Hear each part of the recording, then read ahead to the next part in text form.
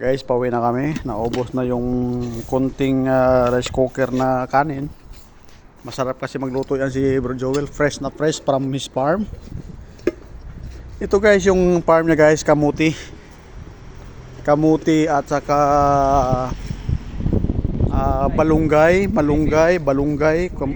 kulitis. Yan ang farm niya guys. Yan yung mga masipag na mga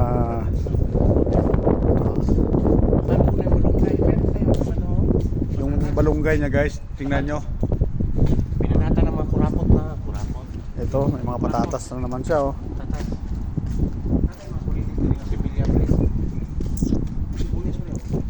Oh, may mga tanim na naman siya dito sa puno. Oh, may kamatis. Sibuyas siya. Ay, may mga kamatis na naman siya. Merong kangkong. Oh, may kangkong. May kangkong, yan. May kangkong naman siya dito oh. Oh, ayos ah. Similya. May similya na naman sa kangkong dito guys. Kakauwi niya lang dito actually. Isang buwan pa lang. Isang buwan ka na, dalawa. Magdalawa itong katapusan pa lang. Magdadalawang buwan na siya. Yan na. Iniwan niya to dati.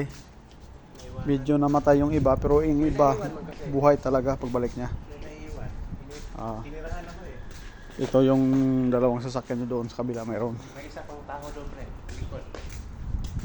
Ano yung sabi mo kanina na ano? Na Kamatis, itong kamatis na guys oh.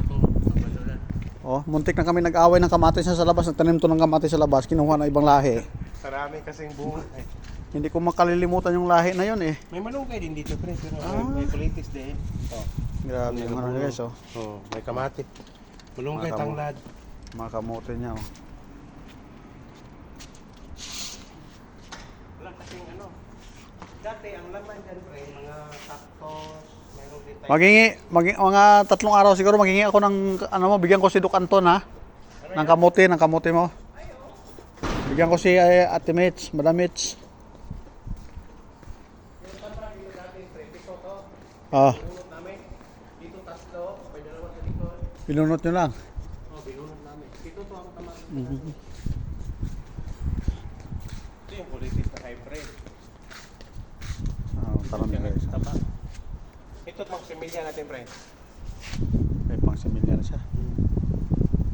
Bunga niya bulaklak. Sa gawas ba no? Pupunta ka naman sa gawas, pwede na siguro. Na. Nana ka sa gawas? Oh, tulo na ka box. Ay, daghan na kayo. Na tulo ka box ya. Ang ano yun kay pag abot sa panahon nga dagko na siya.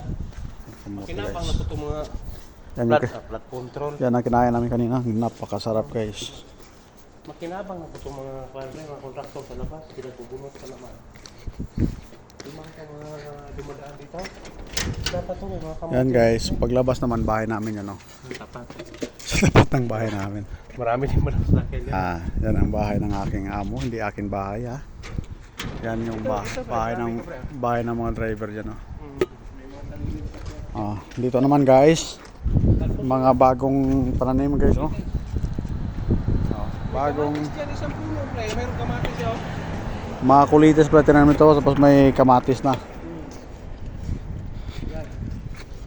Ay ba? Pre, ang antioxidant, anti-cancer, kulitis, antioxidant siya, pre. Grabe yung mga ano guys, yung mga sinadihan talaga mga tanim niya dito. Meron yung Antioxidant. Tanyo guys, ganito lang sa amin dito. Yan ang bahay ng amo ko guys. Yan. Diyan sana kung walang ano yan, Ah. kung wala sana tinakip na plastic. Oo. Sarap Ito kaya pre no, kung sunugin kaya itong mga puno na to para tanim yan ng mga ano rin. Kasi malaki kasi ano to eh. Pero maganda sana kung mabuwal. Malalim yan eh. Malalim yan, malaking mga puno yan dati. Dati itong sadlayin ko 500 every month magwalis dito sa mga dahon ng mga puno na to. Pagkating ng mga puno guys, wala. Apo niya natira. Yung apo niya doon. Pagkating ng puno guys, wala na yung 500 ko. Pati dito pre, Dati sa inyo na marami, di ba? paikot yan. Pagputol dito, pinutol sa inyo. Yung kabats siya, yun. Oo. Ito, mga kabats nila yan. Pinatulan kasi. Kaya hindi siya nalaki. Ayos. Tapos namin doon magkain ng kanin. Dito naman kami sa bahay magkape. Tapos kapili. Kasi makasama ko kasi dito. Minsan parang hindi aalis sa table ng ano, Oh, kita niyo mga kasama ko guys. Diyan na nakatira sa kusina. Diyan lang yung mga baso nila sa labas. Dali natin. Kaya mo dyan. Bayaan mo lang. Oh, mga, Dami ito naman sa amin ang mga sasakyan na hindi nalilinisan. mga electric